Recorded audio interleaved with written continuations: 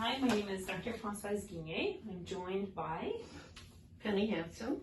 and we are in St. John's, Newfoundland in Canada. So Penny, thanks for joining us today for this FM Pivot project module on chronic illness. I was wondering if you could tell me a little bit about the challenge you faced receiving care for your chronic illness over the course of this pandemic. I think the most frustrating thing was having to wait so long, much longer than normal, to see specialists that you referred me to, or to have tests. Yeah. And was that the same for x-rays and blood tests? Less a problem for x-rays and blood tests, although I remember begging for an appointment for blood tests that you wanted to have done before I saw the next doctor. And that's still going on, by the way. There are delays there.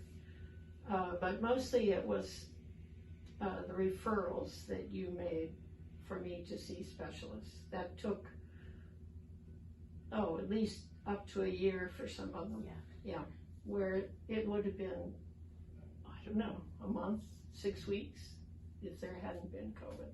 Yeah. And what changes did your doctor make over the course of how they cared for you during this time?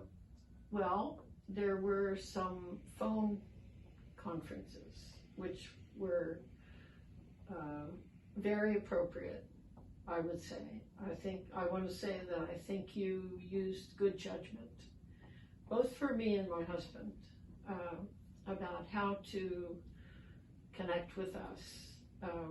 So we live out of town, and when I was sickest, let's say, a trip to town with my husband driving would have been awful for me. I could hardly get off the sofa for months. So that was a blessing in that way, but also it was appropriate, certainly, for certain things. And just recently, for blood pressure checks, you asked us to measure our pressures at home, and it described how to do it.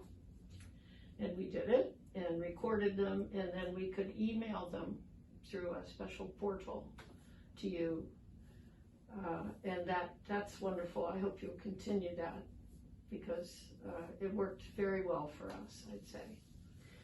And did you find that when you needed to be seen in person, you could be seen in person?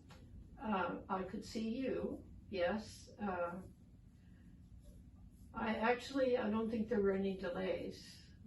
And you set up a schedule to see me also, routinely, just to check in, and if anything worsened or changed significantly, I was able to call and see you earlier.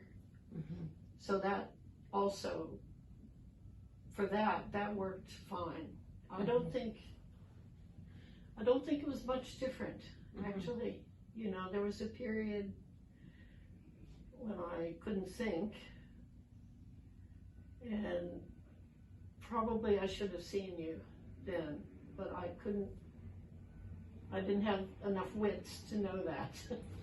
And Shell just didn't want to have to try to move me, essentially. Yeah. But other than that, I felt very satisfied, totally satisfied with the care I got from you.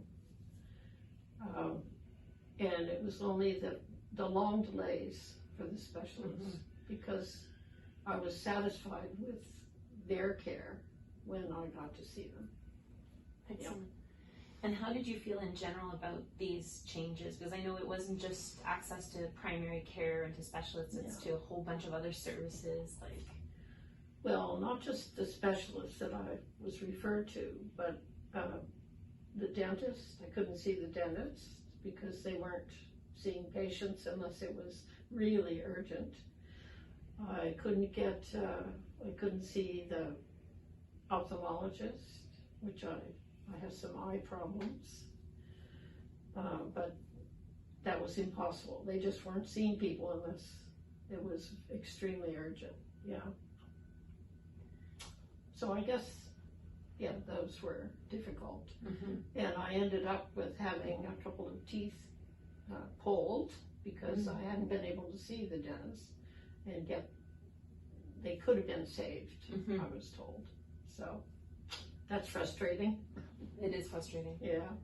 And in terms of, you know, were there any, I guess, really, were there any helpful changes or, well, I think you highlighted the helpful changes in terms of not having to come in for perhaps things like blood pressure checks, so we could do that by distance, but then like decreased access to other healthcare providers and in general is really challenging.